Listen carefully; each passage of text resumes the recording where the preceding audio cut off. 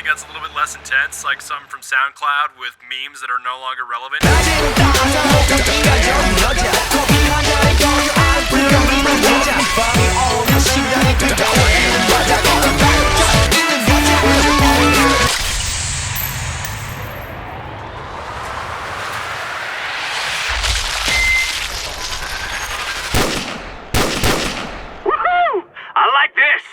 Welcome to Sniper Elite 4, a game that is most definitely not about shooting Hitler in the nuts. Don't worry, I'll definitely be killing Hitler, I just won't be shooting him in the nuts. Meet Karl, the most legendary sniper of the Second World War that also happens to share the same range of emotions as a cardboard box. Karl's 3 hobbies include killing Nazis, reloading his rifle, and killing Nazis after reloading his rifle. And believe me, this guy is so savage, he'll headshot you on your lunch break. Whoa, that's like fucking mean. You take control of Karl on his magical adventure to kill anything that bleeds and blow up figuratively everything else.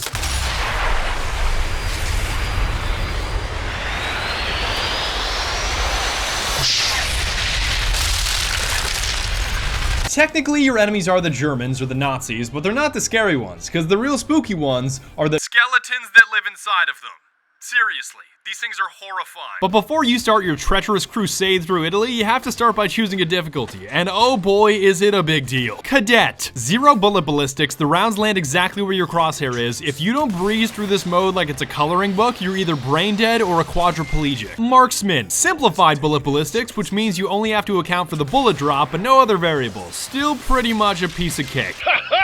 Easy! Sniper Elite. Okay, now you have to take into account both bullet drop and horizontal influence of the wind. This isn't such a piece of cake anymore. Authentic. You have just entered into a world of pain with no emergency exits and no bathroom breaks. Every round you fire is more of an educated guess than the SATs that you didn't study for. You have 0 HUD, and in the words of Preston Marlowe, buy yourself a crying towel, maybe 2. Just as a quick side note, Rebellion actually gives you the ability to disable the kill cam, which is just hilarious. That's almost like IHOP asking you if you want your pancakes without syrup. So if you choose to disable this, you may as well play something else, because it's the greatest feature of the game. This is a joke, right? Now, the major selling point of Sniper Elite 4 over the previous installments of the series is that the maps are significantly larger and less linear, which I certainly agree with. So you do have the freedom to play the game however you want, but I warn you against that running and gunning style that will probably ruin your experience.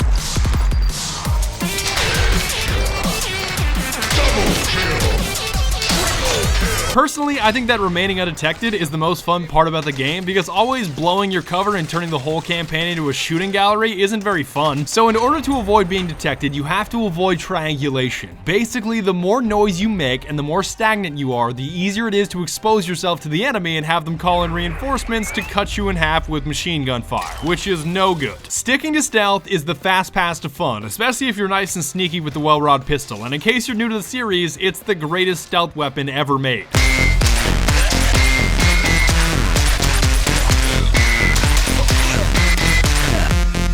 And if bullets aren't exactly your style, you can always change the game into a sandbox experience of Mortal Kombat where you eviscerate your enemies like Johnny Cage.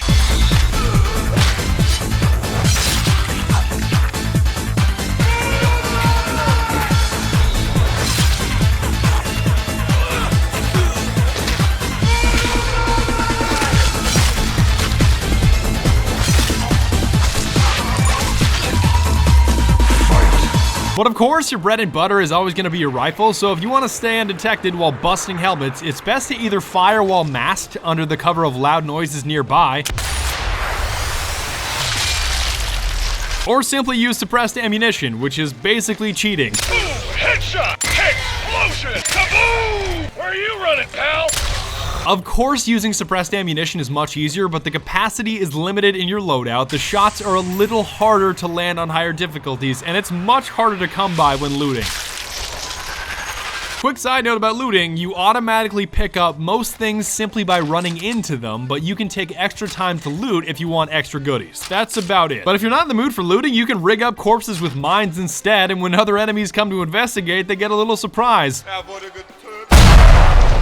Whoever said that those who live in glass houses shouldn't throw stones has clearly never played this game, because it's how you shove Sniper Elite 4 into full blast fun mode.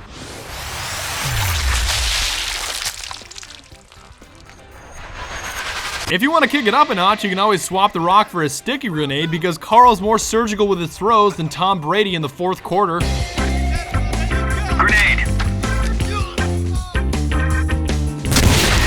I am throwing a grenade. Grenade out.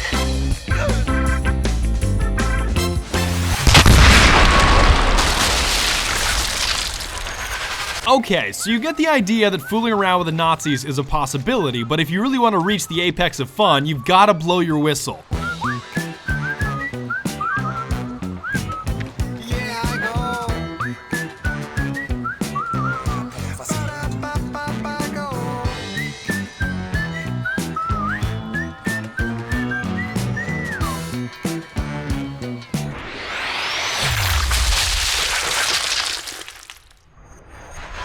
This really brings me back to the Splinter Cell days, but throwing a mine on the ground and whistling like a referee is definitely a viable tactic.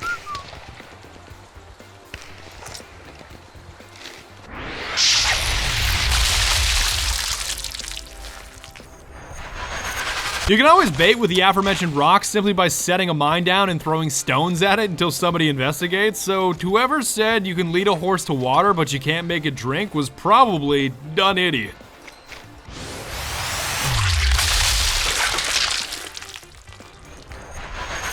Even though there are a variety of explosives like tripwires and TNT and Bettys, it's pretty clear that the Teller mines are the very best. Like when I see all these Let's Plays on YouTube with people skipping out on Teller mines for Bettys, I'm just sitting here like, why?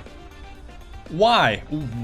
I'll be honest, I'm nothing short of godlike with the rock/whistle combo, to the point where when two enemies are running at a mine, I'll hit the first guy in the face with the rock just to make sure the second guy is close enough to the explosion to die.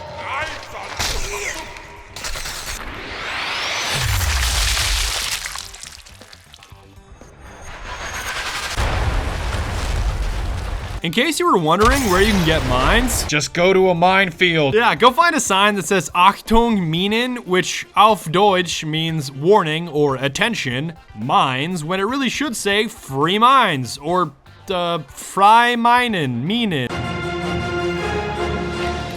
Bomb defused! I'll run TNT sometimes, but it's so situational and a little more tedious than mines, I'll usually skip out on it. Looked like we got ourselves a Mexican standoff here, Heinrich, but I reckon that there bundle of TNT must have slipped outside your mind. Courtesy of the red, white, and blue. Going back to my footage, I spent at least 6 hours using the explosives alone. I don't know whether to laugh or cry. Now, hopefully I haven't made this game seem as if it requires an incredible amount of expertise because the missions are all straightforward. Red Fox calling Mother Hen. Red Fox calling Mother Hen. Yeah, loud and clear, Red Fox, but do you really need me to walk you through this? It's the same as every other mission you've been on this week. Just murder everyone, blow up stuff that looks important, and collect documents if it's convenient. Now stop using this radio. As for the main appeal of the game, of course the sniping is superb, primarily because the kill cam is undoubtedly the greatest among any first-person shooter ever made.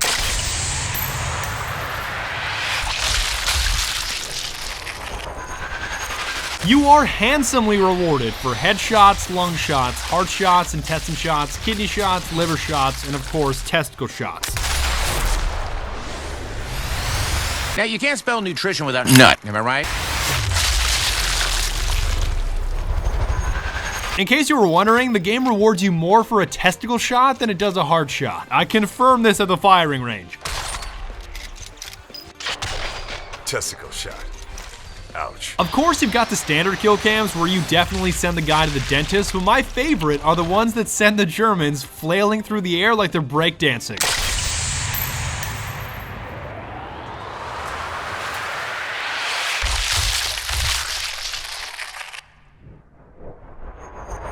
Halt!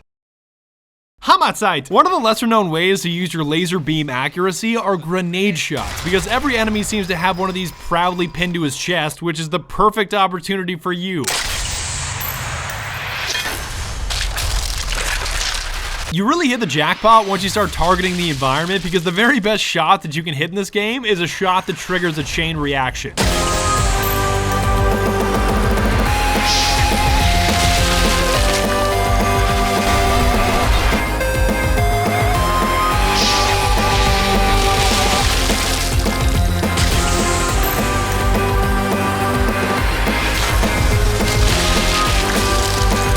And in case you were wondering, there are an endless combination of ways to murder Hitler, including dropping a submarine on his nuts or blasting him to smithereens with an airstrike, but that wasn't incredibly creative to me. You're right, buddy.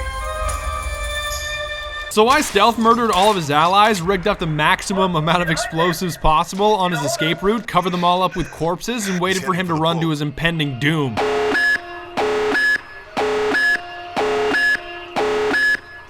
Tactical nuke incoming!